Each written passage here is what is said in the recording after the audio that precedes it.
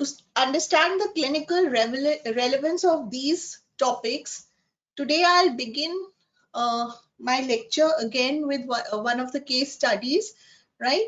So today I'll begin with the case of Mr. Haria.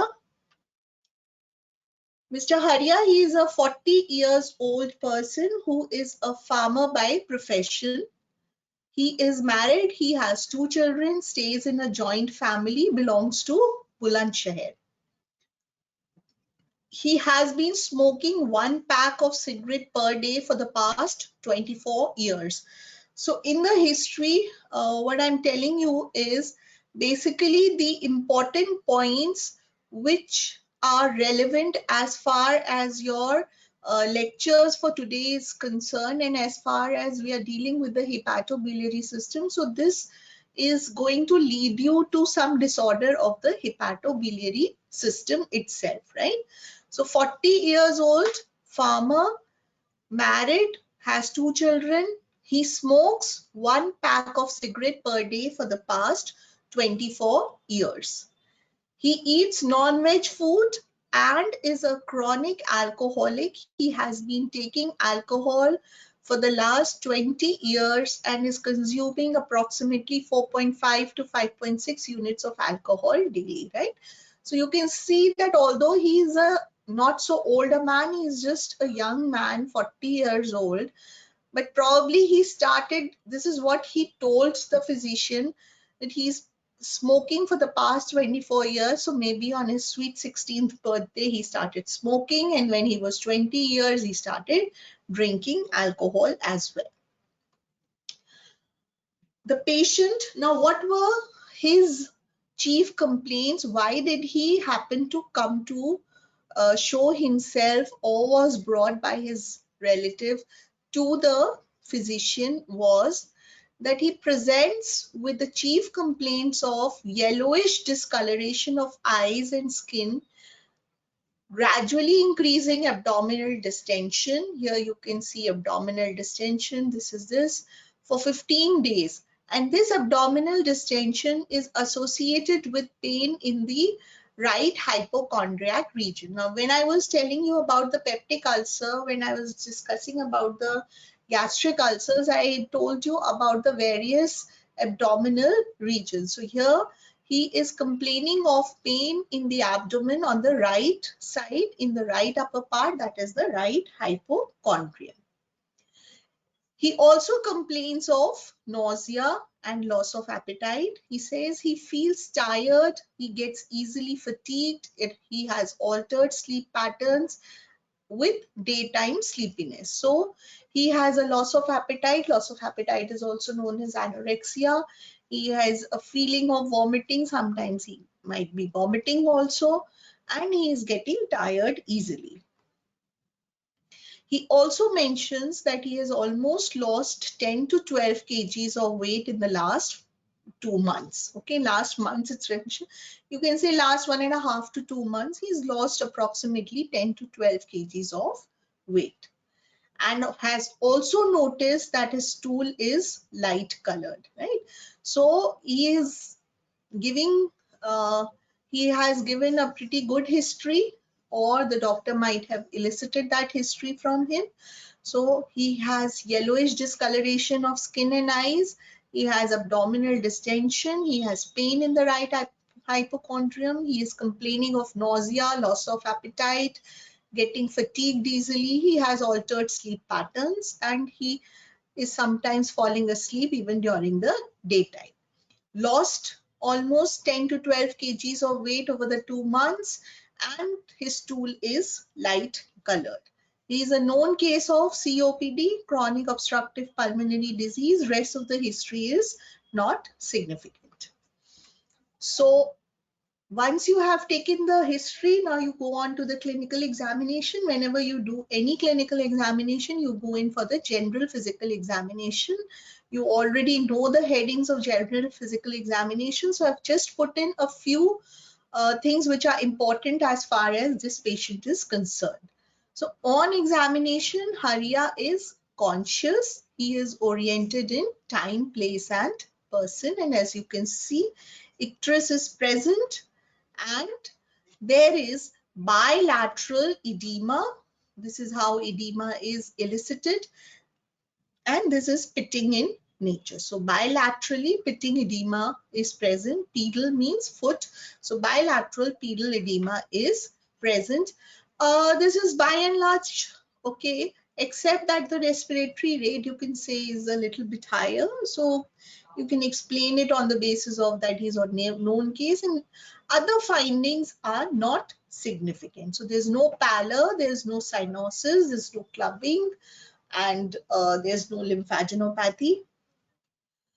Now, because you know that he has complaint of pain in the right hypochondrium, so you start off with the abdominal examination, right? So abdominal has not been done. So anyways, never mind.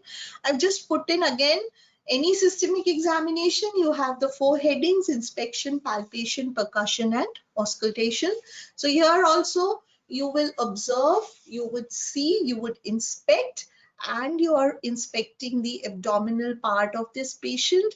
So on inspection, because the patient had said that he had abdominal distension, and now you are going to confirm it by your own examination. So you see that his abdomen is it's a bulging kind of an abdomen which is seen there, and there is a protuberant umbilicus, and these are the bulging flanks.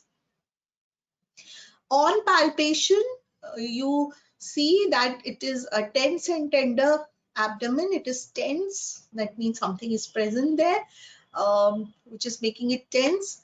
Fluid thrill is present. Now, fluid thrill, you will be told when you are told about the abdominal examination. It is basically that you are looking for the presence of free fluid in the peritoneal cavity, right? So in the peritoneal cavity, normally this fluid thrill is not present in a normal person, but when you suspect the presence of peritoneal fluid or fluid in the peritoneal cavity, then this is done.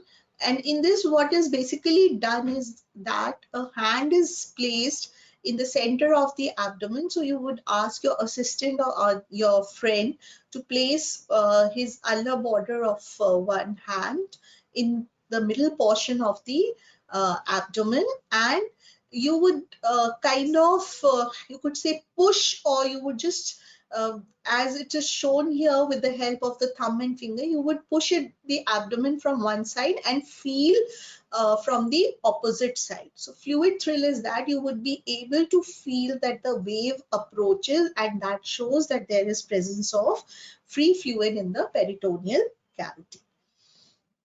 Another thing which is done in the abdominal examination is that you also percuss, and whatever you have found, you would also want to confirm it with your percussion finding. So on percussion in this patient, shifting dullness was present, right? So because this is leading to that the person has free fluid in the cavity, so you can see that when you start percussing on the abdomen, then the notes would be different. So there would be a tympani would be present in this region. There would be a transition point when the percussion note is going to decrease, and finally it will become dull. So what you do is you would placing your palm on the abdomen itself, you would ask the person to turn to laterally to one side away from you, and you will again percuss, and you would see that the dullness has shifted, right? So in the supine position, the dullness would be in this region. When you turn the patient towards the lateral side away from you, the dullness will be shifting. So this is known as shifting dullness present, and it again is a finding of free fluid in the peritoneal cavity. Auscultation, bowel sounds were present in this patient. So bowel sounds are normally also present in a normal individual. So on auscultation, there was no abnormality detected per se, right? Some investigations were done. Now, because the person is complaining of a right hypochondrium pain, you know that he is an alcoholic, he is a smoker, and then you also see that there is icterus which is present, there is pedal edema which is present. So you go in for, along with the loss of appetite and weight loss. So all these are, and with your examination findings, the clinical examination, you've kind of made, you might, by that time you have already made a differential diagnosis. When I say differential diagnosis, it basically means that you are thinking on, say you have come down to 3 or 4 things, that this patient can be having this disease A, disease B, disease C, disease D, right?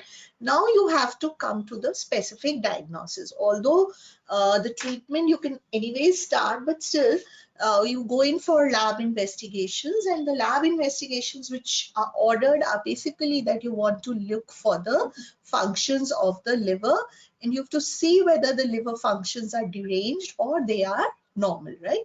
So you would order a hemoglobin and TLC, ESR. So here you can see that again I have put in some important points. So as you can see, he's a 40-year-old male, so hemoglobin of this person is decreased.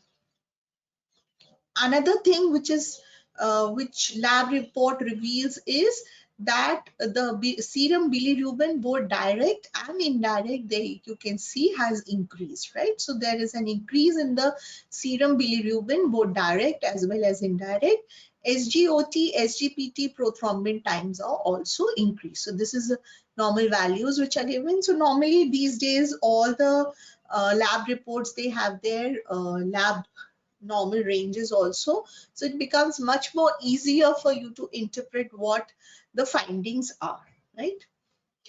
Because there was presence of free fluid, so that fluid which is present, free fluid which is present in the abdominal cavity or the peritoneal cavity, that is termed as the ascites or the ascitic fluid. So that was tapped, and it was also sent for investigation. And this ascitic fluid, the report showed a transudative picture. So it rules out tuberculosis. So it showed a transudative picture. So free fluid है, तो free fluid या तो exudate हो सकता है या transudate हो सकता है, right?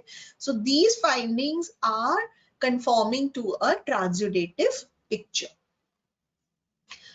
Another test which was done was ultrasonography, and that showed the presence of free fluid, right? So when you go to your next semesters, you would be taken to the radiology department also, where they would be showing you how to do ultrasound, and some of you might even take up radiology as your stream. So here it is showing you the presence of free fluid. So the basic difference between an X-ray and ultrasound is that in an X-ray, if you are talking about the fluid appears opaque, whereas in case of the ultrasound, it's the opposite. Okay, so here you can see that this is showing you presence of free fluid, and it also showed the presence of a fatty liver. So the echogenicity was raised. Again, these are just terms I have put in so that you can start kind of getting attuned to the medical language, which you must have already by now.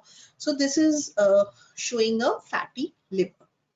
So the diagnosis was made, which was based on the subjective and objective evidences. He was diagnosed to have alcoholic liver disease, right? So what were the subjective evidences? That he's a chronic alcoholic, he's been a smoker, there is yellow discoloration of the skin, abdominal distension with pain is there, loss of appetite, nausea, there's weight loss, there's lethargy, there is icterus, pitting, pedal edema on both the sides, and fluid thrill shifting dullness. All these are subjective evidences. Objective, these are the lab reports and the ultrasound finding. It is showing us the fatty liver, and this fatty liver was ascribed to be because of alcoholic liver disease. So the diagnosis was made and he was put on the treatment. ठीक है? तो इस तरीके के cases आपको बहुत मिलेंगे in your practice, whether you practice here, you practice abroad, or wherever you are practicing. So you would come across such kinds of patients because alcoholism is quite prevalent among the youth of our country also and across also. So these are just, it was to get you in, maybe just to get you introduced to the topic of why liver and why you need to study the hepatobiliary system, right? So the learning objectives for today's lecture are functional anatomy. Whenever you have to know something about a disease, you should start off with the structure, the function, what is the normal structure, what is the normal function. Then here, because the liver secretes bile, so you have a bile composition, mechanism, regulation. Then we have the enterohepatic circulation, LFTs, and the applied aspects. Okay. So hepatobiliary system, this is showing you the hepatobiliary system. Hepato stands for the liver, right? And biliary is the biliary system, that is your gallbladder, and you have the ducts which are there. So liver, it is the largest internal organ of the body. It is the second largest organ of the body. First largest organ of the body is skin. Okay, so this is a largest internal organ of our body, weighs approximately 1.5 kgs in an adult, comprising almost 2 to 3% of the body weight. And in anatomy, you will study that it is divided into a number of lobes. You have quadrate lobe and caudate lobe and so on and so forth. But as far as physiology is concerned, I would be dealing with the functional aspects of it, right? So associated with this liver, you have another organ, that is the gallbladder. And this gallbladder, it has a duct which is called the cystic duct. The liver has the right and the left hepatic ducts. The right and left hepatic ducts, they join together to form the common bile duct. Common bile duct, it joins the cystic duct to, sorry, the common hepatic duct joins the cystic duct to form the common bile duct, and common bile duct opens into the second part of the duodenum. And last time I told you that along with this, the main pancreatic duct or Wirsung is also opening, right? So now coming on to, this is showing you a gross liver, right? When we go into the internal structure of the liver, so in the internal structure of the liver, when we talk about liver, we talk about liver in physiology in terms of lobules, right? So there are a number of concepts of liver lobules. So there are three main concepts basically. I'll be telling you all three of them because they are important when you have to understand how the liver is involved in pathological conditions, right? So basically what you see here is that the basic unit or the basic functional unit of the liver is supposed to be a liver lobule, right? So the जैसे आपका kidney में nephron होता है, आपका lungs में alveoli होता है, ऐसे functional unit liver में lobule होता है, right? So it is a lobule which is the functional unit.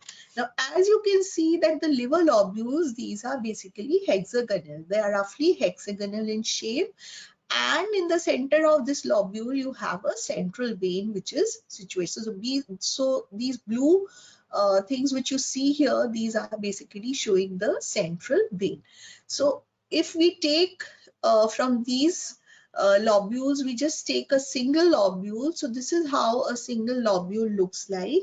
And if we go into the details of this lobule, this is showing you a cross section of a liver lobule, and in a liver lobule, it is basically showing you the cross section of a classic liver lobule. Okay.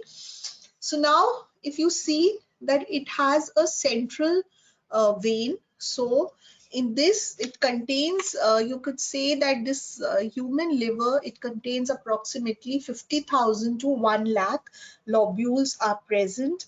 Individual lobules are present in our liver, and it is constructed around a central vein. So here what you see is a central vein, and this central vein will feed into a hepatic vein. ठीक है, तो अब इसमें कुछ important points हैं. यहाँ पे क्या इंपॉर्टेंट पॉइंट है, एक तो आपको ये समझना है कि लिवर जो है आपका, आई थिंक स्प्लैंक्निक सर्कुलेशन में आपको ये हिपैटिक सर्कुलेशन में बताया गया होगा. So it is unique. Why? Because it has two venous systems here, right? So it has a central vein and it has a portal vein.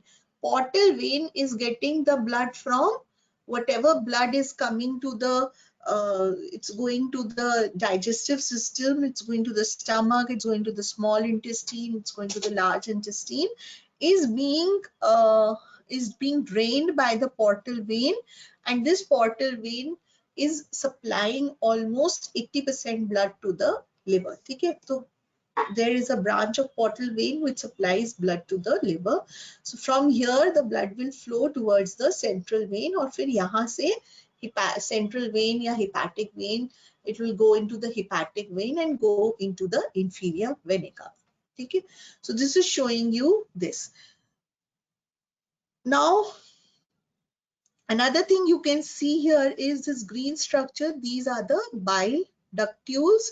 And third thing which you can see here is the branch of a hepatic artery. So you have central vein, you have a bile ductule, you have a branch of the portal vein, and you have a branch of the hepatic artery. And these which you see here, these are the cells of the liver which are known as hepatocytes, right? So now coming, if I just take that diagram, so this is showing you the basic functional unit of liver, that is the classic hepatic lobule. So this is the central vein. So the liver cells, they kind of radiate from this central vein. जैसे wheel में नहीं करते radiate, इस तरीके से they radiate from this. So here you can see these are the plates of liver cell. Liver cell is known as a hepatocyte. So these are the cellular plates of the hepatocytes, and these hepatocytes, they have the bile canaliculi within them. So here you can see there is the presence of bile canaliculi. Right? Then you have that on the, if you see that on the margins of this hexagon, there is a triad which is present, and this triad is known as a portal triad, which is of hepatic artery, bile duct, and portal vein. So each of this is going inside this lobule, right? So each of them is connected to this lobule. So this is a triad which is known as portal triad. So here you have the portal triads. Then as you can see that blood from the portal vein will come here, and it will flow into the capillary network, and this capillary network within the liver is known as sinusoids. So how are sinusoids different from the normal systemic capillaries? Systemic capillaries भी endothelial cell से line होती है, sinusoids भी जो है वो endothelial cell से line है, लेकिन इनके बीच में बहुत सारे gaps present. What are those gaps known as? Those gaps are known as fenestrations. There are lots and lots of fenestrations which are there. तो जिसकी वजह से क्या हो रहा है, उसकी वजह से ये हो रहा है कि ये और ये direct communication में आ जाता. You could have got a bile canaliculi, and you have a bile canaliculi which contains bile, and you have sinusoid which contains blood. दोनों एक दूसरे से मिक्स हो जाते क्योंकि उसकी एंडोथेलियल कैपिलरी जो कैपिलरी नेटवर्क का एंडोथेलियम है वो तो फेनेस्ट्रेटेड है. So what has happened is there is presence of these hepatocytes which are separating these two fluids, which are both extracellular fluid, but both of them have different ionic compositions. दूसरा क्या हो रहा है, क्योंकि ये portal vein क्या है, कहाँ से blood ला रहा है? Portal vein is getting the blood from whatever has flown in the digestive system, so it is getting it to the liver first before it goes into the systemic circulation. तो जितना भी ingest किया है along with food, we might have ingested some toxins, we might have ingested something else which is harmful to us. So first, before it goes into the systemic circulation, it is provided that it comes to the liver first, and the liver is going to act as a filter. जैसे छल्ली होती है ना, छल्ली क्या करती है, कचरे को filter करती है. So similarly here also the liver is going to remove what is not required by our body or what is harmful for our body but which we have taken up inadvertently, right? So this is again why the portal vein is there, or why the portal circulation is there. Then we have, apart from the endothelial cells, there are also presence of other cells within it. So you have the presence of Kupffer cells and you have the presence of endothelial cells. So I've already told you, right?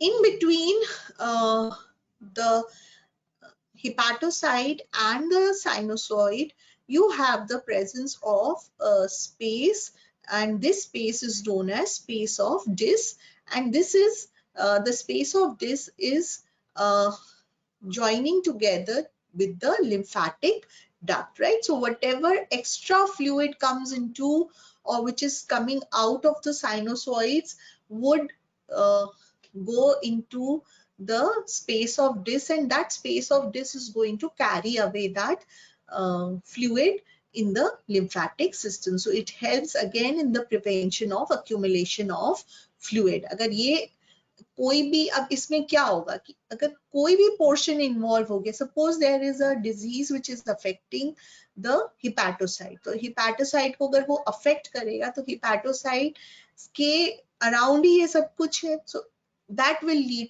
To the obliteration of functions of any of all of these compartments. Okay,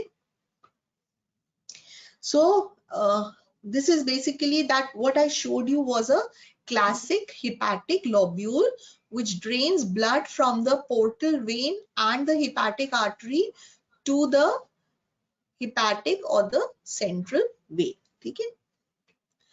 दूसरा concept liver lobule का है, वो है कि नहीं, ये classic hepatic lobule नहीं है. This is what, this is the portal lobule. So portal lobule में क्या है, पोर्टल लॉब्यूल ने उसको क्या, इसमें क्या लिया था सेंटर में, सेंट्रल वेन को.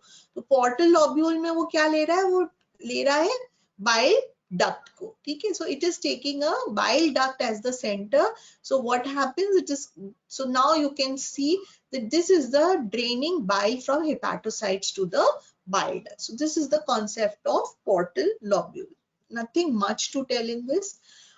Another thing which you should know, or another concept which is important to understand the injury to the liver, is the concept of a portal acinus, right? So in the portal acinus, what does it say is, the portal acinus is basically, it is taking the blood supply into consideration, and what it has done is it is taken that the area which is lying closer to the hepatic artery, hepatic artery के पास कौन सा blood है, hepatic artery के पास oxygenated blood है, right? So it is taking is that the hepatocytes are receiving the arterial blood which is coming from hepatic artery, right? तो जो ला रहा है उसमें ऑक्सीजन सबसे ज्यादा है.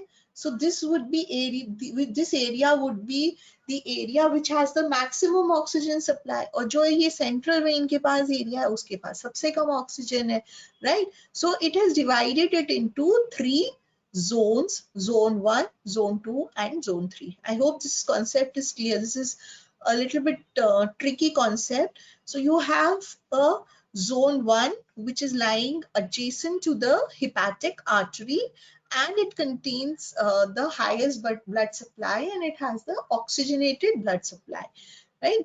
Central vein के जो around है वो zone 3 हो गया, और इन दोनों के बीच में जो है that would be the zone 2, right? So this is the concept of a portal acinus, which depends upon the hepatic arterial supply, that it is supplying oxygenated blood to the hepatocytes.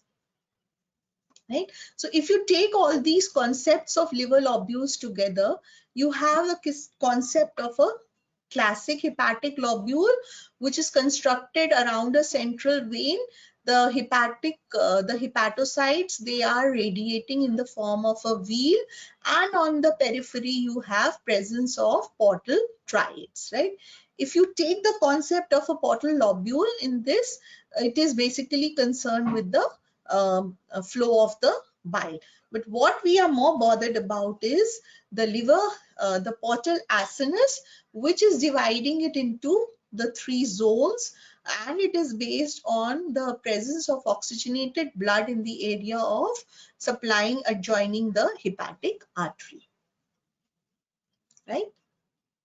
So zone 1, I have written this because most of the books which you read, I'm not very sure whether you'll be able to understand from it. So I have to take it from other books. So this is zone 1 is the periportal zone. Hepatocytes close to the vascular core are formed by the terminal portal venule and terminal hepatic arteriole. They are perfused first, so they receive the highest concentrations of oxygen and solutes. They are most resistant to the effects of circulatory compromise or nutritional deficiency because they are the ones which are lying closest to the arterial supply. And they are also more resistant to other forms of cellular energy. And this is also the zone which is the first to regenerate. So the liver has a very high capability of regeneration, right? So the area which is going to regenerate first would be the zone 1. Zone 2 is intermediate, so it depends upon how much injury has occurred or how much, what is the extent of the disorder. So accordingly, the involvement of zone 2 may or may not occur. But zone 3, which is the pericentral zone lying around the central vein, it is the most distal population of hepatocytes which are located near the hepatic venule. So they are perfused with blood that has been already modified by the hepatocytes which were present before that.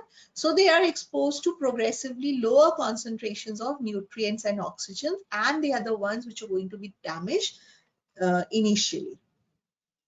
Right? So now there are some key points to understand in the functional anatomy of the liver. So first thing in the liver is, of course, the lobules, which I have already told you, in which you should be knowing about the classic liver lobule, and you should be knowing about the this portal acinus, which I told you, right? Then the hepatocytes, they are accounting for 80% of the liver parenchymal volume.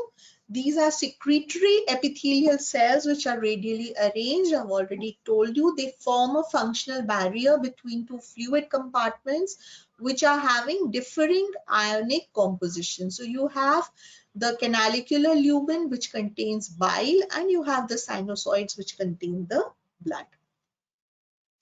And they have a polarized distribution of specific transport mechanisms and receptors on the apical and the basolateral side. So जितने भी आपने cells पढ़े, whether you talk of the cells of the stomach or you talk of the pancreas, you talk of the kidney, anyway you're talking about the cells, we talk in terms of the apical and the basolateral side of a cell, right? And we say that cells are polarized. Here polarized means कि जो transport proteins या carrier proteins apical side पे present है, जरूरी नहीं है that same are present on the basolateral side. In fact, they are different which are present on the basolateral side. ठीक है? तो अगर sodium potassium ATPase pump basolateral side पे है, तो apical side पे हो सकता है कि नहीं हो, right? And you might have a chloride channel on the apical side, and you might have a hydrogen pump on the basolateral side. So this is basically what is meant by polarized distribution of specific transport mechanisms. I am reiterating this because it is just a revision of what you have read in your general physiology and which you might be coming across, and some of you might have lost contact with it, that what actually it means, right? So this is that these are dynamic structures. So you have polarized distribution of specific transport or carrier proteins and receptors which are present on apical and basolateral side. Another key point in this understanding of functional anatomy of liver is that it contains sinusoids. So what are sinusoids? Sinusoids are fenestrated capillaries which are present in liver. In nephron also you must have read about fenestrations which are present in the glomerular capillary.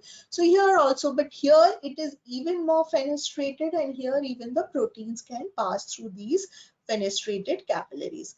Blood flows towards the center of lobule, तो portal vein से वो central vein की तरफ जाएगा in the sinusoids. अगर वो उल्टे direction में जा रहा है from the central vein, if it is going towards the portal vein, then it's basically because उसमें back pressure create हो गया है. So again it is because maybe something is causing an increase in the pressure within this system. So that is a term which is called as portal hypertension. ठीक है. Sinusoids, these are lined by endothelial cells. It contains Kupffer cells, and they also contains fat cells, which are the stellate cells or the Ito cells, which are present within the sinusoidal spaces. Each hepatocyte is in direct contact with the sinusoidal blood. Now, if you remember from that diagram, I had already shown you. I also told you that the liver has a very high lymph flow. Why? Because the sinusoids are so much more fenestrated that a lot of fluid comes out into the sinusoid, into the space of disc, and so space of disc say lymphatic ducts connected in, so it can flow into the it has a very high lymph flow, right? So now again you can see if you start thinking in terms of the patient's history also, you can start correlating a few things here. Some of you must have already started correlating, right? So liver has a dual blood supply, but it has a single venous drainage system. It has a high blood flow. It has blood which is coming from the portal blood vein, and it has blood which is coming through hepatic artery. So it has a very high amount of blood which flows even in the resting conditions. However, it is a low vascular resistance. So portal vein pressure is only 9 millimeters mercury. In comparison to that, pressure in the hepatic vein is only it is 0. So this is able to move the blood through the sinusoids from the portal vein to the central vein, right? So if it starts increasing, there would be back pressure and there would be collection of fluid which starts occurring. This is showing you the space of disc. Space of disc, it is the perisinusoidal space, right? So here you can see it is showing you hepatocyte. इस side भी hepatocyte है, इस side भी hepatocyte है. बीच में क्या है?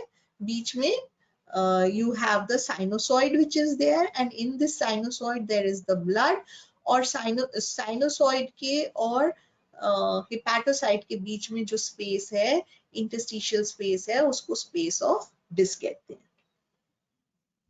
Right? It contains ECF, it contains stellate cells, and it contains, here you can see there are the stellate cells. These are the fat, they store basically fat, and it has the macrophages which are known as Kupffer cells in the liver. Right? And of course, I told you that this is in communication, the space of this is in communication with the lymphatic channels, which removes the excess of blood. So this is functioning in exchange of material between the hepatocytes and the blood. Right? So another concept is this, again I have already told you, the concept of lobules. So hepatocytes were conceptualized being arranged as either classic, portal or acinar units. Periportal hepatocytes, they specialize in oxidative metabolism. Pericentral hepatocytes are mainly concerned with detoxification of drugs. Bile drains from the canaliculi into the small ductules, into larger ducts, and eventually common duct which enters into the duodenum. Right? So this you must be aware about, that liver is a super organ. Why it is a super organ? इसलिए super organ है, जैसे Superman होता है या super woman होती है. These days you have concepts of super moms also, super dads also. So similarly the liver is also having so many functions, right? वो तो है ही है. In addition to that, it is unique that it can regenerate itself also. So if 75% of the liver is removed and 25% is left, even this can regenerate to a full size liver in about 6 to 8 weeks, right? So this is a remarkable property of liver, and that remarkable property of liver is regeneration. And this property is being taken use of in liver transplants also. A new liver would reorganize itself. So it's basically that there would be the initiation phase, and then once it reaches the size of an adult liver, it will also send signals that is going to stop the further increase in its size. So there are mechanisms which are there when you go to the medicine or you go to the pathology people. They are going to tell you in detail about the regeneration of liver. So this is just that you should be knowing what will happen and why if the liver is 75% diseased or the liver is 75% has been removed, what will happen. Okay, so it could be what will happen to the functions of liver or anything of that sort. Right? So now we come on to the functions of liver. So I had introduced the topic with the help of a case history of Mr. Haria, whose diagnosis was made to be alcoholic liver disease, right? Then before going on to what the functions of the liver are, you should be aware about the structure of the liver. So in the structure of the liver, I told you about the hepatic circulation in which it is having a dual blood supply. Then I told you about the concepts of the liver lobule. Lobule is the functional unit of the liver, and in that you have the classic hepatic lobule and you have your acinar unit, and then there was the concept of zone 1, 2, 3, in which zone 1 is receiving the highest oxygenated blood and it's receiving the nutrients, and zone 3 is you could say is potentially it is capable of going into a hypoxic kind of an injury also. Right. Then I told you about the cells which are there. Those are the hepatocytes. Then you have the blood capillary which is there. That is the sinusoid. Then you have a space in between that which is communicating with the lymphatic channels. And you have the presence of bile canaliculi. ठीक है. अब आते हैं functions of liver. अभी liver के functions तो आप लोग बहुत पहले से भी पढ़ रहे हैं. तो ये खाली एक pictorial diagram है just to show you that it is helping in the absorption of vitamins, and in the vitamins it is mainly the absorption of the fat soluble vitamins. Of course इसमें B लिखा है, but B, C, these are water soluble vitamins. So it's basically helping in the fat soluble vitamins A, D, E and K. And then you have cholesterol. It helps in the metabolic processes of carbohydrate, lipids as well as proteins. It is causing deactivation and detoxification of drugs, poisonous drugs and toxins. It produces bile, and it also helps in the production of hormones, the vitamin D. You must have read in your endocrine classes that it is helping in the formation of vitamin D. So by and large, the major functions of liver, they are biotransformation, storage, synthetic, detoxification and miscellaneous functions. ठीक है. तो जब आप functions, ये functions of liver again is very important. It comes as a short note. It can also come as a long question. You can get a problem based question also on liver. So in this the functions of liver, तो आपका biochemistry में भी question आ सकता है. तो आप physiology का answer भी वहां लिख सकते हो, बायोकेमिस्ट्री का आंसर यहाँ लिख सकते हो, कोई फर्क नहीं पड़ेगा उसमें. ठीक है. So basically when you talk about the functions of liver, it has a multitude of function. ठीक है. तो वो बायो ट्रांसफॉर्मेशन करता है, वो चेंज करता है, ऑल्टर करता है कुछ सब्सटेंसेस को. Right. Then it has the storage function.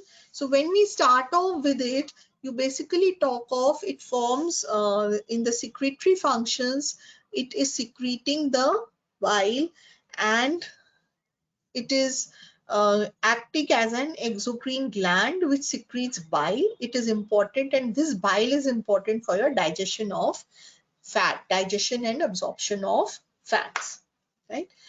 Then it has metabolic functions. Metabolic functions are basically, it will be helping in your carbohydrates, in the proteins and in the lipids. It causes production of cholesterol. It helps in the conversion of the T4 to T3. It is helping in the detoxification of fat. It is helping in the synthesis of proteins. So all the steps which are involved, basically, you know, so even in the protein metabolism, you have that it brings about the deamination of the amino acids, and it is helping, it's a main site of formation of urea, and all the non-amino, the non-essential amino acids, they are formed here, and albumin is also formed here, right? So you can see that all these are important, and everything which is formed here has a function, right? So you, if it is synthesizing prothrombin, prothrombin is important in blood clotting. तो अगर ये function derange होगा तो blood clotting derange होगी, उसको bleeding tendency हो जाएगी, right? Then cholesterol transport में हेल्प कर रहा है, इसका bad lipoproteins will increase, so what will happen? It will lead to atherosclerosis, and it can be a predisposing factor for ischemic injury to the heart. It is helping in immunity. How? Because it is again synthesizing globulins. So these globulins are important for providing us immunity. Albumin, as you know, is a plasma protein which is responsible for maintenance of oncotic pressure. तो अगर albumin कम हो जाएगा, albumin का synthesis कम हो जाएगा, तो oncotic pressure कम हो जाएगा, oncotic प्रेशर कम हो जाएगा, तो क्या होगा? स्टार्लिंग फोर्सेस का जो नेट इफेक्टिव फिल्ट्रेशन प्रेशर है वो किस तरफ हो जाएगा? Instead of holding back the fluid in the circulation, it is going to move into the interstitial spaces, which will lead to edema, right? Similarly, agar detoxification nahi hoga, so what will happen? The ammonia is going to accumulate. Once the ammonia accumulate, it will cross the blood-brain barrier, and once it crosses the blood-brain barrier, it can affect our sensorium. So that was the reason why I had mentioned in that the person is conscious and oriented in time, place, and person, because a person who is suffering from a liver disorder, he or she can also land up in the emergency or land up in a hospital because of altered sensorium, or altered sensorium because of a liver disease is primarily due to accumulation of ammonia, and this is basically termed as hepatic encephalopathy, right? So everything has importance, right? Each symptom has importance, each sign has importance, right? Then you have, it stores a number of micronutrients. So agar ye storage function iska hamper hoga, to again it will lead to the deficiency disorders. As you can see here, that it is helping in the storage of iron also. So iron deficiency can lead to the development of anemia, and in this patient you saw that the hemoglobin was less, right? So, and of course, the synthesis or the production of bile, and this bile is important if you have to absorb the fat, whatever fat you have eaten in your meals, it needs to be digested, it needs to be absorbed, and for that bile is an important material or important juice which is required for digestion and absorption of fats. Okay. So these are by and large the functions of liver. Now we come on to another important topic in this, and that is the bile, right? So you have the structural and functional anatomy of liver.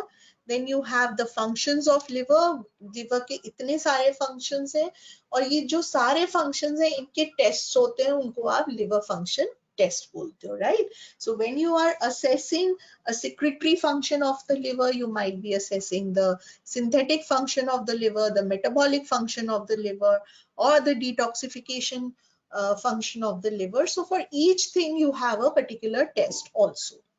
I'll give you the list of those tests towards the end of my lecture.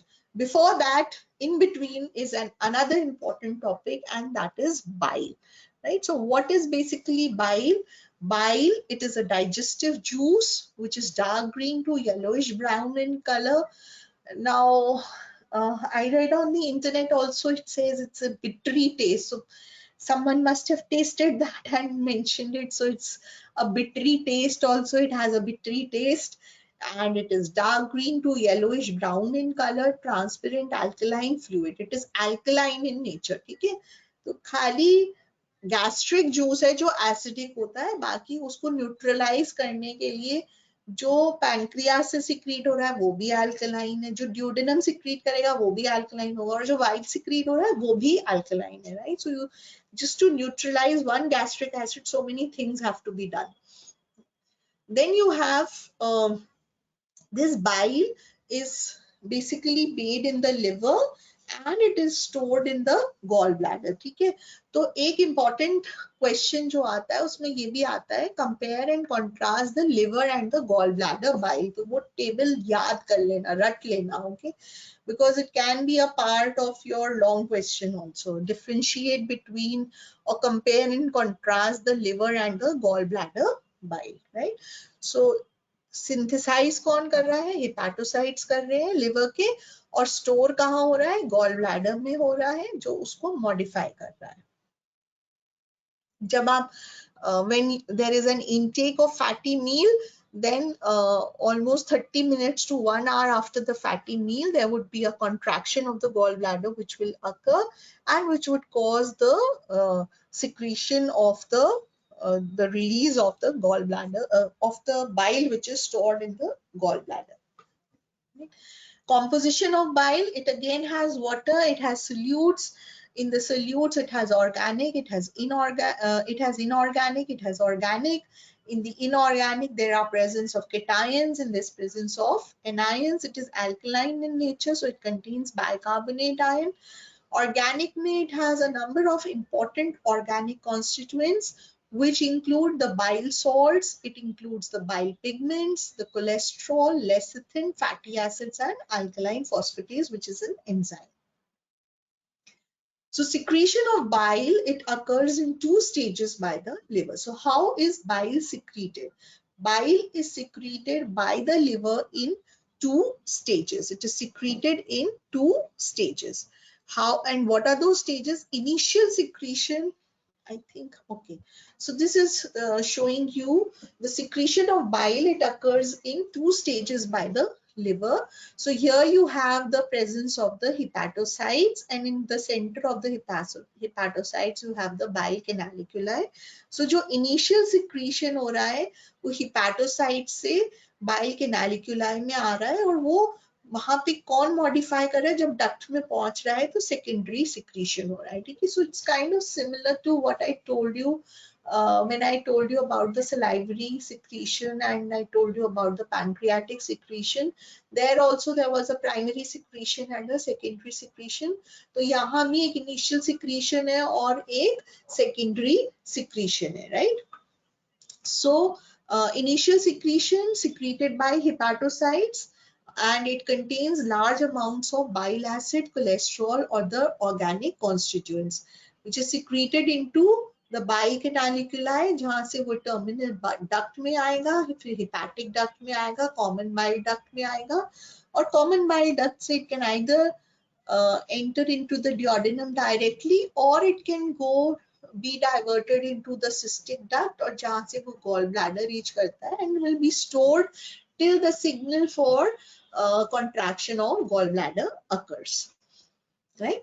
So here you can see that it is being secreted, the bile is being secreted into the bile canaliculi by the hepatocyte. So bile acids are primarily synthesized within the hepatocytes, and bile pigments, you have the bilirubin and the biliverdin, which would be excreted into the bile. So you have substances which are formed within the hepatocyte, and there are substances in which the hepatocyte is going to help in transporting them, or it will help in moving it from the blood into the bile canaliculi.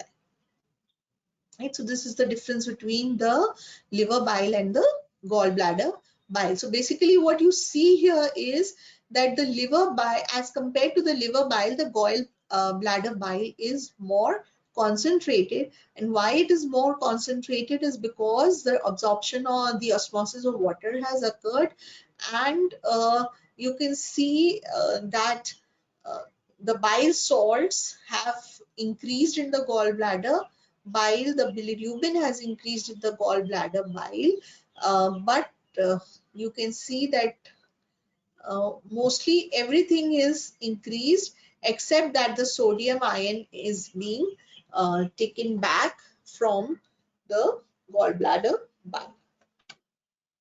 Right, so this is showing you the overall mechanism of secretion of the bile, how the liver secretes it and how the gallbladder empties the bile which is stored there, right? So here you see that the bile secretion by the liver, it is basically the bile acids, the blood,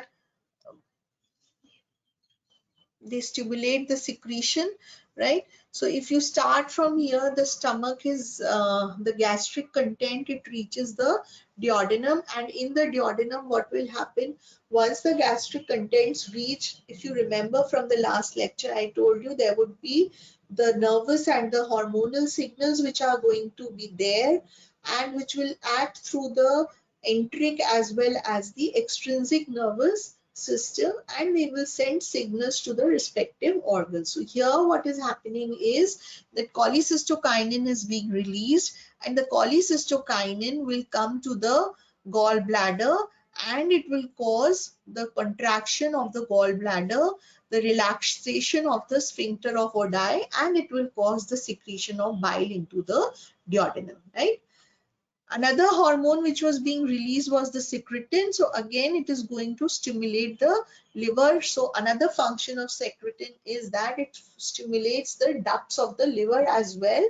And once it is stimulating the ducts of the liver, it is causing the secretion of a bicarbonate rich fluid from here. So bicarbonate rich bile would also be secreted. And the vagal stimulation, it is causing a weak contraction of the gallbladder. So you have uh, both the nervous as well as the hormonal mechanisms which are playing a role, but again it is the hormonal mechanisms which are more important. So now we come on to the specific ingredients or the specific things which are present in the bile, right? So in the bile, as I told you, it has the organic constituents. So starting off with the first organic constituents, the first two organic constituents, you have the bile acids and you have the bile salts, right? So just a second, please.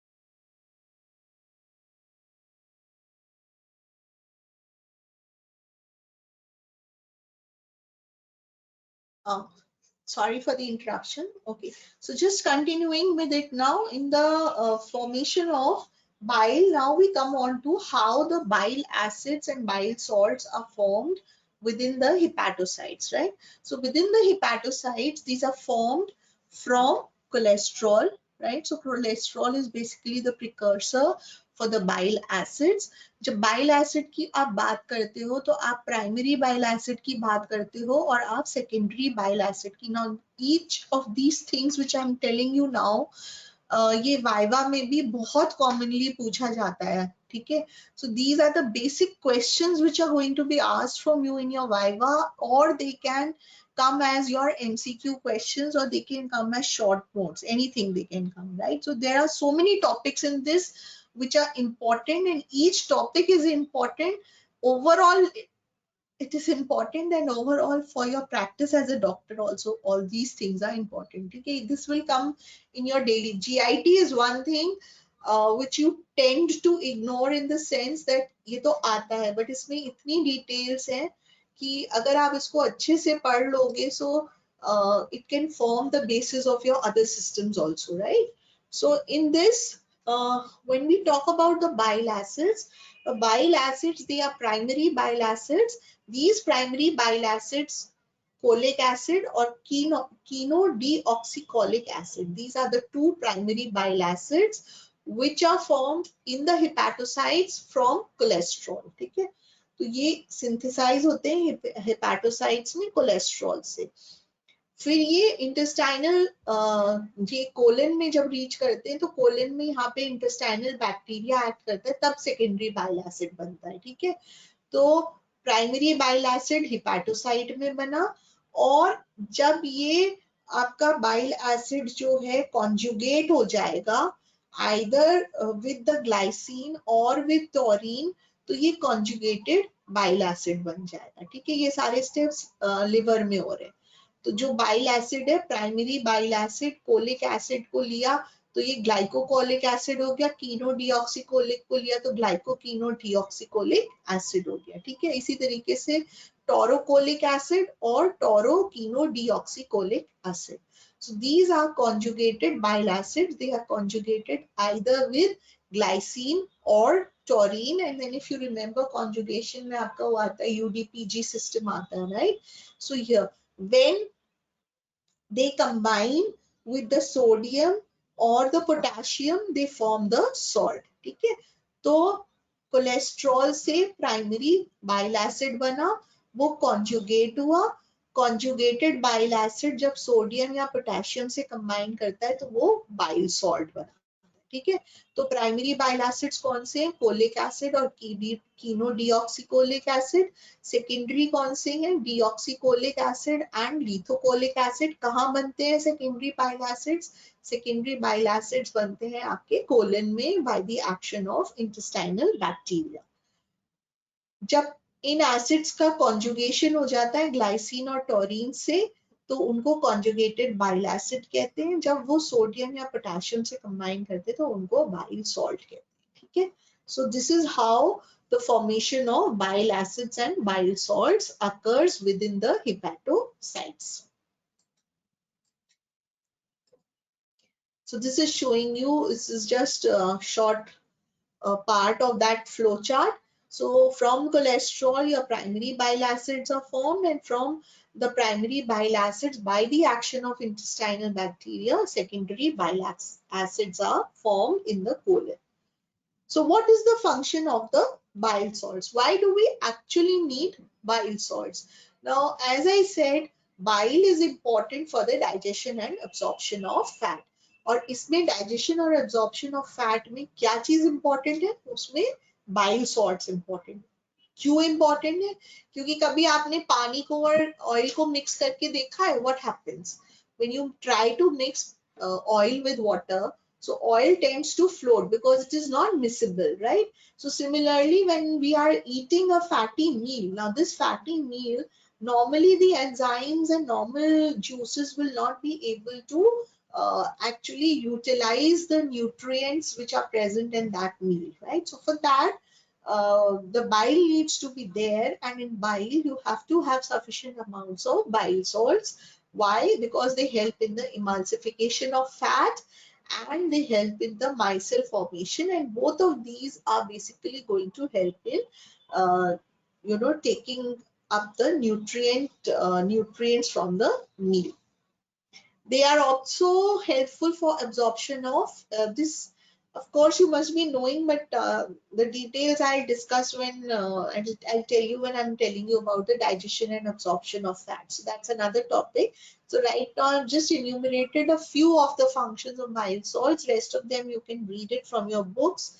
Again, these are important topics. ये थोड़ा सा this is rote learning, so ये भी आपको करना ही पड़ेगा, because then only you can score full marks, right? Another important topic is that of enterohepatic circulation of the bile salts. As the name suggests, enterohepatic circulation means from the intestine to the liver, and it is circulating again and again. So it becomes enterohepatic circulation of bile salts. So 90 to 95% of the bile salts, they absorb from the small intestine, and 5 to 10% only enter the colon. In this way, it is about 17 times it is recirculated before it is excreted in the stools.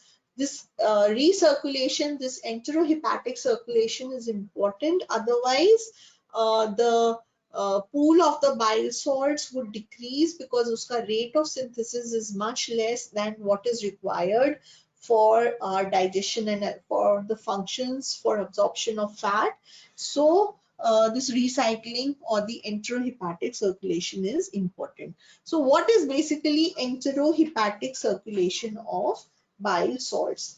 It is the circulation of bile salts from the liver to the small intestine and back again, right? So here you can see it is the circulation of bile salts and bile acids. Liver में आपके primary bile acids बने, वो conjugate हुए, फिर वो कहाँ जाएंगे, ये बाइल पे है, बाइल से वो गॉल ब्लैडर में गए, गॉल ब्लैडर में स्टोर हुए, वहां पे मॉडिफाई हुआ, उसके बाद वो डियोडिनम में गया, डियोडिनम से वो आइलियम में गया, and then 90%, 90 to 95% goes back into the portal circulation, from where it is reabsorbed or it goes back to the hepatocyte. So only 5% or 10% reaches the systemic circulation, and which from the systemic circulation it will be excreted out, right? So this is showing you that the urinary excretion is negligible. So this is your bile salt pool which is present, which is synthesized within the liver, stored in the gallbladder. When the signal comes, it is being secreted. From here, it is flowing into the duodenum, jejunum. Before it reaches the terminal ileum, you can see that most of it is going back to the liver, and again and again and again. It goes on for approximately 17 times before it is excreted out. Another important ingredient, you can say, or constituent of the organic constituent of bile is the bile pigments. In the bile pigments, what are bile pigments? They are basically bilirubin and biliverdin. And from where does it come? It is coming from the degradation of the hemoglobin. और haemoglobin कहाँ होता है? RBC में होता है. RBC का क्या life span होता है? It is 120 days, right? So when the RBC, it has lived its lifespan, it is the hemoglobin is उसमें से expel होता है, it's broken down into the heme and globin, and heme is being acted upon by the enzyme heme oxygenase, which forms biliverdin, right? In the presence of bilirubin reductase, bilirubin is formed from biliverdin.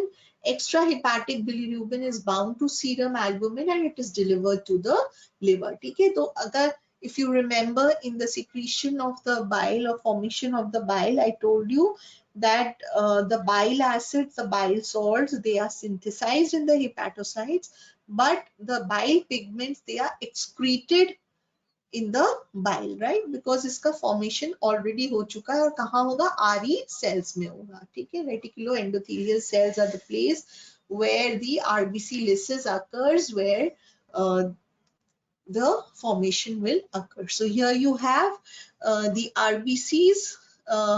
They are disintegrating. Once it is disintegrating, bilirubin is formed from the hemoglobin, and this bilirubin is transported in combination with albumin.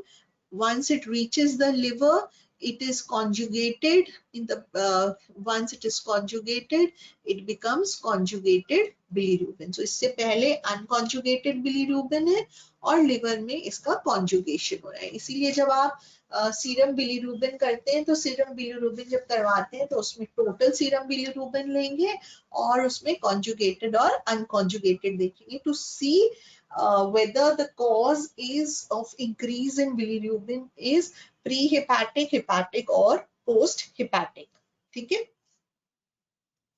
So from here you can see it is conjugated. Once it is conjugated, so it becomes the conjugated bilirubin. Now this conjugated bilirubin, what is happening now to this conjugated bilirubin? It is going to flow into the bile, and it comes here, it flows into the bile. There is bacterial degradation. The stercobilinogen and urobilinogen is formed, and stercobilin is excreted in the feces.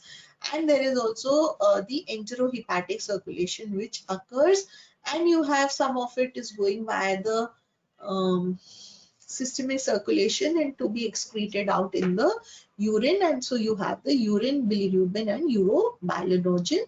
So जैसे इसका degradation हुआ, इसका circulation भी हुआ, and इसका excretion is occurring in feces as well as in urine. So this is just a revision.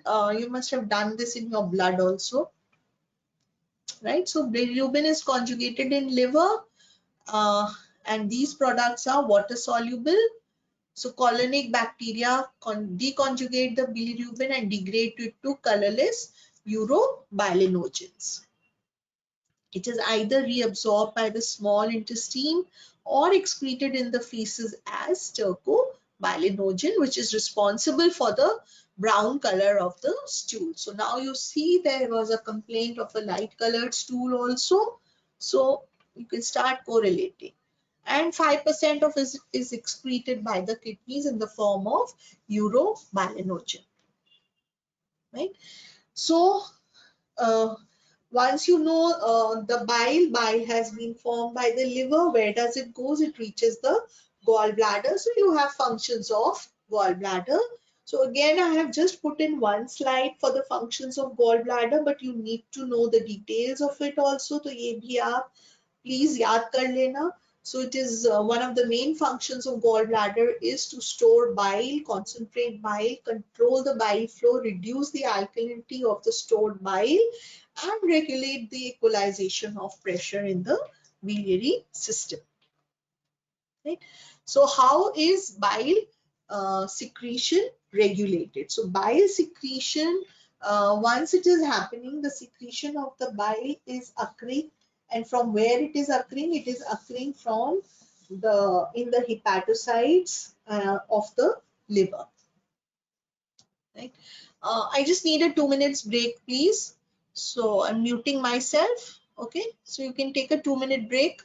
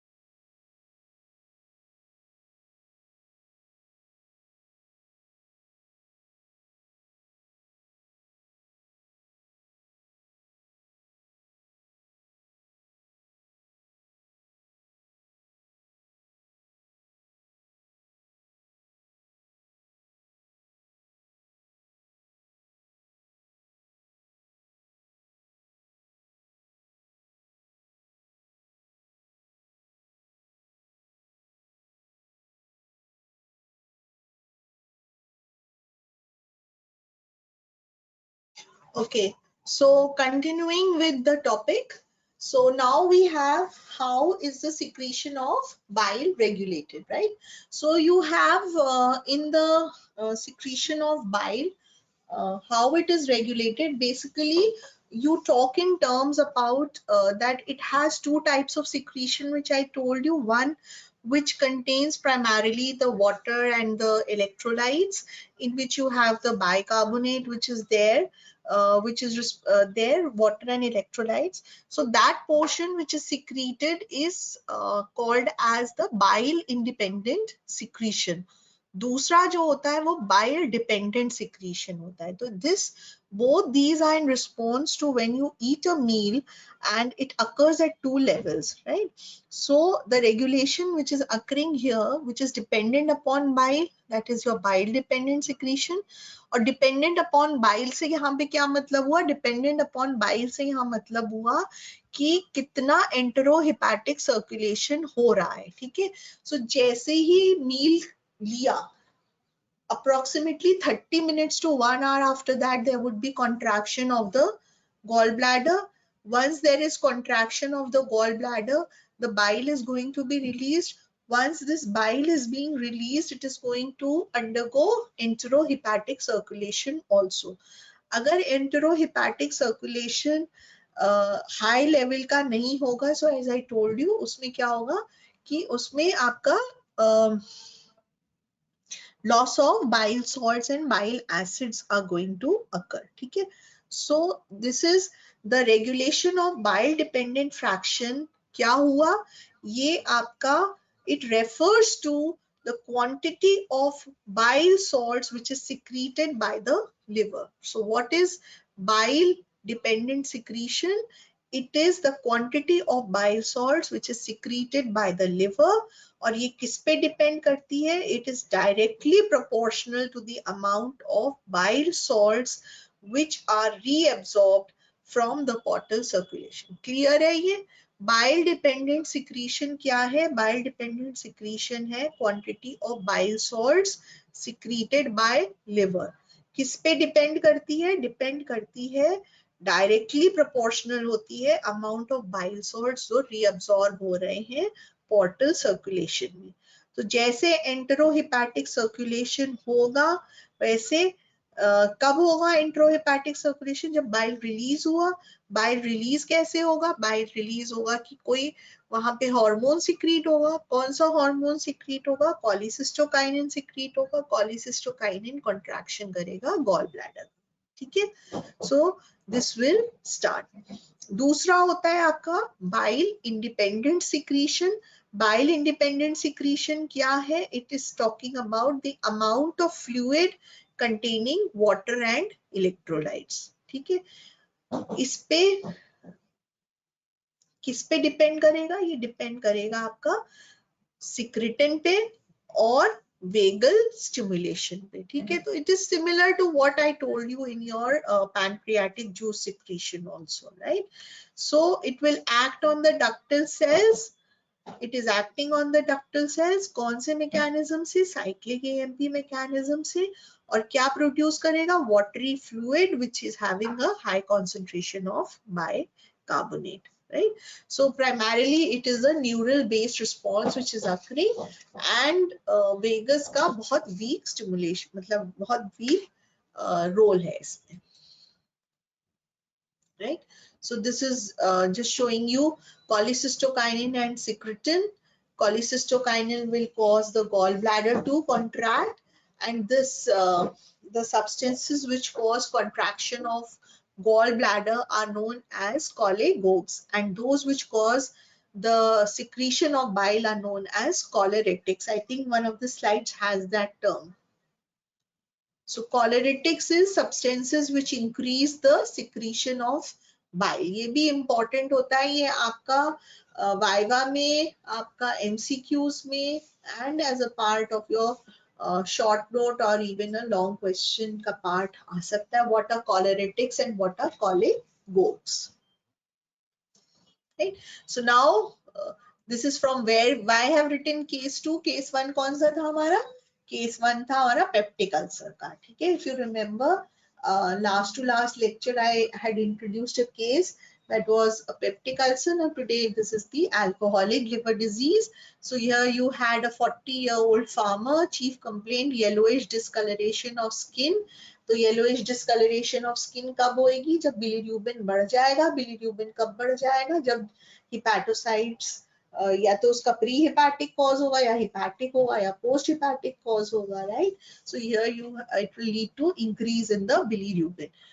Gradually increasing abdominal distension. Abdominal distension क्यों हो रहा है? क्योंकि उसमें फ्लूइड अक्यूमुलेट हो रहा है और उसको क्या कहते हैं? असाइटिक फ्लूइड कहते हैं. Pain in the right hypochondrium because वहां पे नर्व्स इरिटेट हो रहे होंगे, पेन इन्फ्लेमेशन हो रहा होगा या कुछ हो रहा होगा, which is leading to the pain in the right hypochondrium because liver area right area में. ठीक है. Nausea, loss of appetite, so all these are symptoms of a liver disorder. Weight loss क्योंकि उसका nutrient because it is playing, the liver has metabolic functions for carbohydrate, lipid and protein, so everything is deranged, so he is not, and plus there is a vitamin deficiency also which must be occurring. He is conscious, मतलब अभी इतना progress नहीं करा कि उसको कि वो hepatic encephalopathy पे जाए, right? So the applied aspects of the hepatobiliary system, you have in the hepatobiliary system, you have the gallstone. Gallstones is present of stone in the gallbladder, or this is the ratio of bile salts in bile is approximately, this is given here. I think it's given in your, so deviation from this ratio of phosphatidylcholine is to bile salt is to phosphatidylcholine is to cholesterol. If it deviates, it will lead to precipitation of cholesterols and lead to formation of gallstones. Cholesterol stones हो सकते हैं, pigment stones हो सकते हैं, mixed stones हो सकते हैं, and 5 F's होते हैं: fat, fair, female, fertile, 40, right?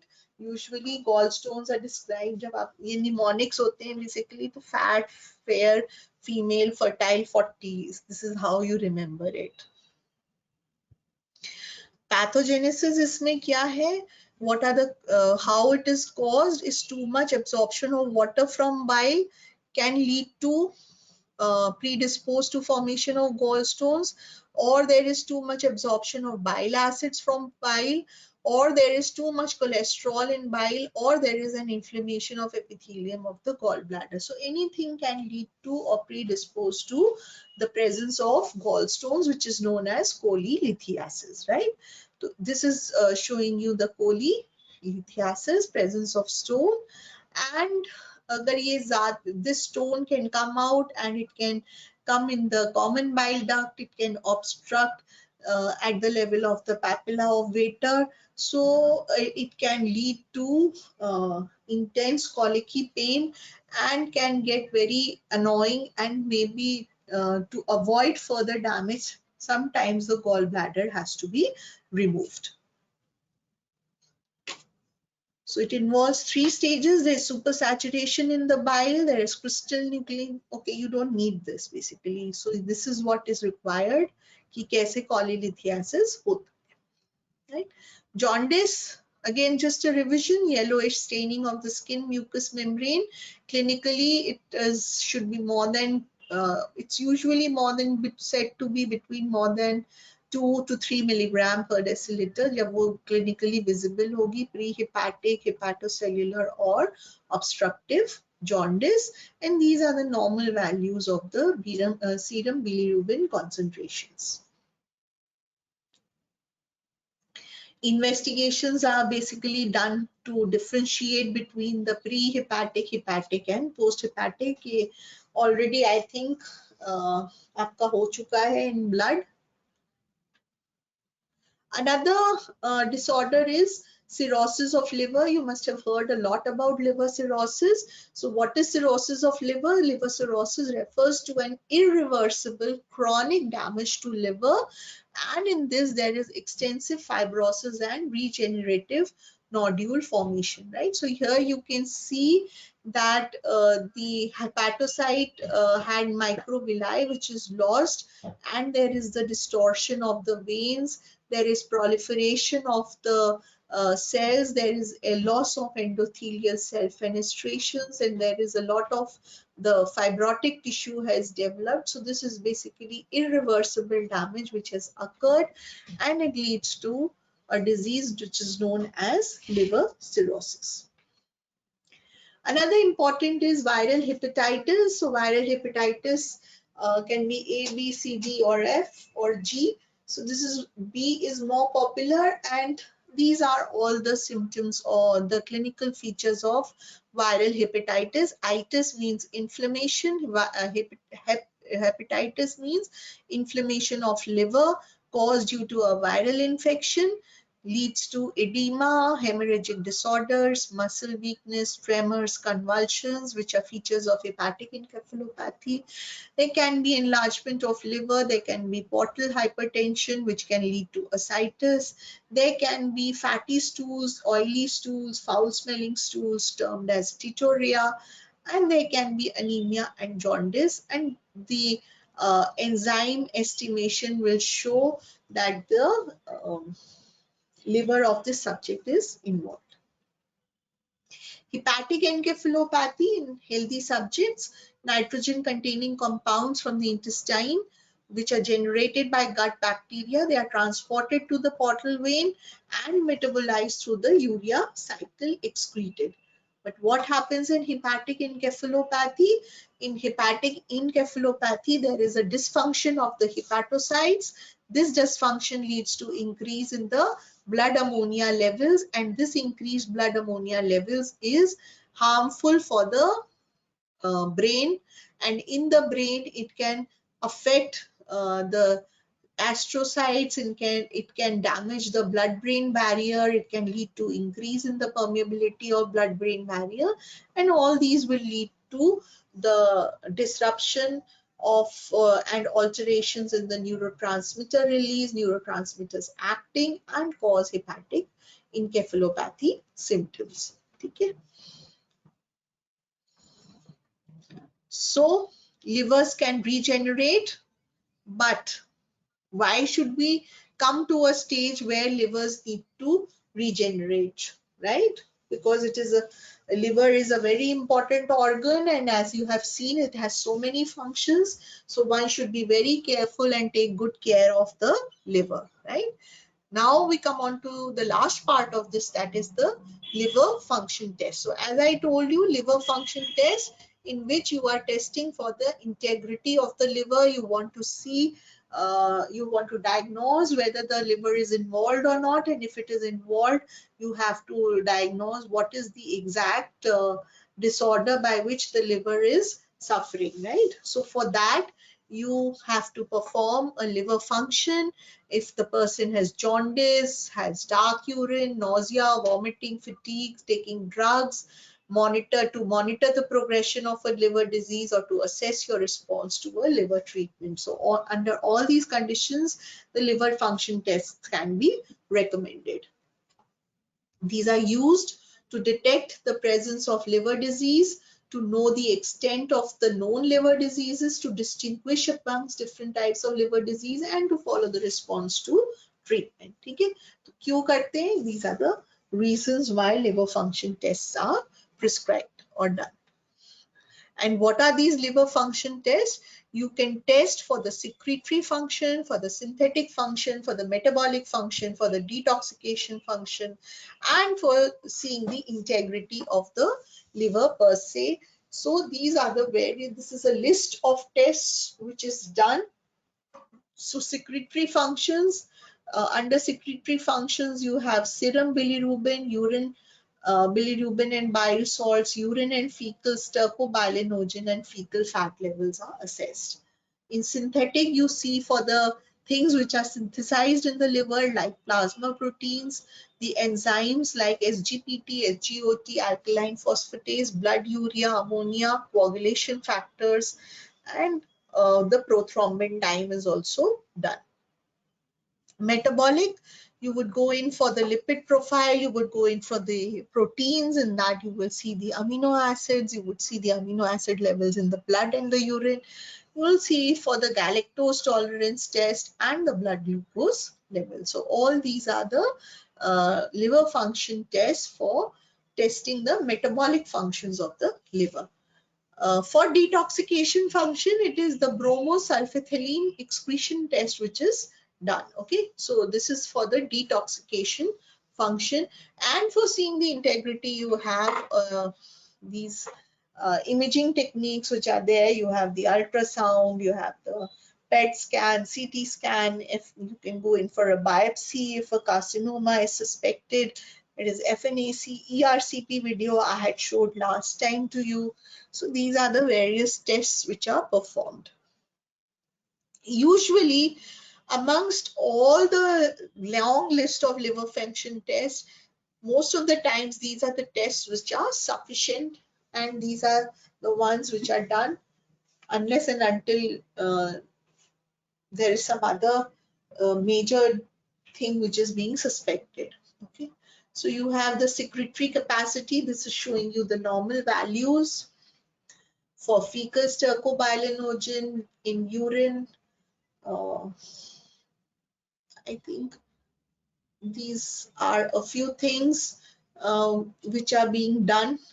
Then you have for the synthetic functions, you go in for the total plasma proteins, you see for the albumin globulin, the albumin globulin ratio, and this is most useful information in chronic liver disease. So the plasma protein estimation is one of the uh, most helpful or useful information which we can get.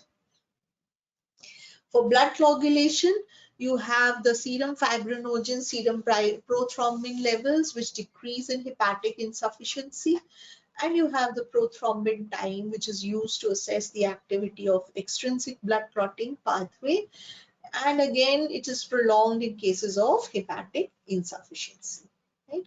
And in the enzymes, you have, they contain the hepatocytes, they contain high level of enzymes that can leak into the plasma when there is liver injury. So the ones which are found in hepatocytes, these are the amongst this, the alanine, this one is the alanine transaminase, or the SGPT, that is serum glutamate pyruvate transaminase. It is the most sensitive marker for liver cell damage. Okay, so this is just showing you the another enzymes which are being done. So these are the values which should be on your tips. You should be familiar with these values. ये आपको biochemistry ने भी कहा है. कई बार जब viva में आप कुछ परफॉर्म नहीं करते हो तो कई बार एक्सटर्नल्स या जो ग्रैंड वाइवा जो भी ले रहा है, they start asking you the normal values of these things. Okay, so start learning, memorizing these values, because once you go to your third year, also to your third semester also, आपकी bedside teaching में these are the things which will be asked from you as a third semester student कि ये बताओ इसकी normal value क्या है. ठीक है, तो ये चीजें तो you start memorizing it, it will be really helpful to you all, the normal values at least. And this is another test which is done, the blood urea ammonia estimation. So this is again showing you the values of the blood urea and the blood ammonia. Right? To assess the metabolic function, you have for carbohydrate, lipid, protein. Carbohydrate, I told you, you have the blood glucose level, and you have the galactose tolerance test, in which galactose is infused.